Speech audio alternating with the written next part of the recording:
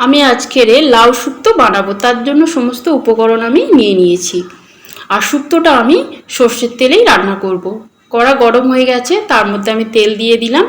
কিছুক্ষণ পরে আমি 5 ফোড়ন দিয়ে দিলাম। দেওয়ার পরে একটু হলুদ দিয়ে আমি উচ্ছেটা একটু ভালো করে ভেজে নেব, লাল লাল করে। তারপরে আমি একে একে সমস্ত মশলাগুলো দিয়ে দেব।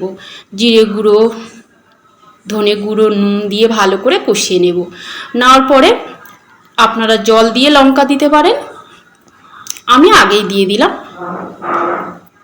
ভালো করে কষিয়ে নেব, নিয়ে লাউয়ের টুকরোগুলো দিয়ে দিলাম। জল দেব না, যেহেতু লাউয়েতে জল ওঠে। তো ভালো করে কষিয়ে নেব, নিয়ে আমি ঢাকনাটা চাপা দিয়ে দেব। কিছুক্ষণ পর আমি ঢাকনাটা খুলে আবার একটু নেড়ে দেব। একটু খুন্তি দিয়ে ভেঙে ভেঙে দেবো লাউটা। লাউগুলো দেখবো যে আমি সেদ্ধ হয়েছে কি। আমি তুলে দেখলাম যে হ্যাঁ, লাউটা একদমই সেদ্ধ হয়ে গেছে, আমার তরকারিটা পুরোপুরি রেডি হয়ে গেছে। আপনারা প্রয়োজন মনে করলে একটু মিষ্টিও দিতে পারেন। তো লাউ শুক্তো আমার পুরো রেডি হয়ে গেছে।